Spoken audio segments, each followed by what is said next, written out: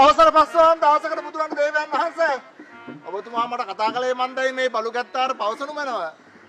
මහමතිය දේවයන් වහන්සේ මට මේ මාගේ අමාත්‍ය මණ්ඩලයේ විශ්වාසවන්තව අමාත්‍යවරයා තෝරා ගැනීමට අවශ්‍ය වී තිබේ. මමනි දේවයන් වහන්ස. උඹ ඇමතියාද උඹ පුරෝහිතයා. ඔවුනේ රජතුමනි ඔබතුමාගේ විශ්වාසවන්තම ඇමතියා මම වෙමි. බොරුණන් අහන්න බිසවුන් වහන්සේගෙන්. හොඳයි. එසේ නම් පවසනු. නුඹේ විශ්වාසවන්ත භාවය පිළිබඳවට සාක්ෂියක්.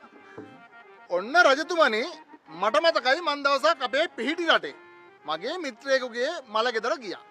ඒ ගිය වෙලාවේ මට ඒ ගෙදර හිටපු මගේ යාළුවෝ හොඳ සරු කෙහෙල් කනක් දැම්ම මගේ අස්ස කරත්තෙට. මට ඕන්නම් එක ගෙදර ගෙනියන්නත් තිබ්බා. ඒත් මං එක කෙලින්ම ගෙනාවේ රාජසභාවට. රාජසභාවේ මේ මෙතන මං ඒ කෙහෙල් කන එල්ලුවා.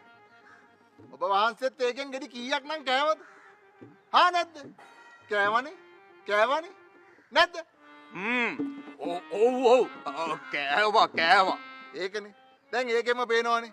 මං කොයිතරම් විශ්වාසවන්ත ඇමති කෙනෙක්ද කියලා. මට ඕනනම් ඒක ගෙදර යන්නත් තිබ්බා. ඒත් මං ඒක කෙලින්ම ගෙනාවේ රාජසභාවට.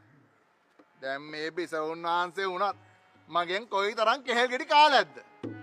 හා නැද්ද? හා නැද්ද? ඒ මදි. තව ඕන. කෙහෙල් ගෙඩි? නෑ බොල. සාක්ෂි.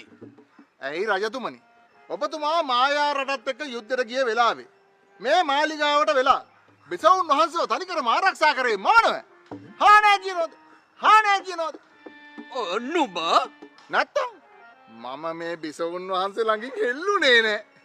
ඒකට තියෙන හොඳම සාක්ෂිය තමයි අලුත උපන් පුත් කුමරා. පුත් කුමරා? පුත් කුමරා කෙසේද බොල? එයට සාක්ෂියක් වන්නේ. ඇයි දැකලා නැද්ද? පුත් කුමරාගෙන හය කරලා අදිනවා දැක්කොත්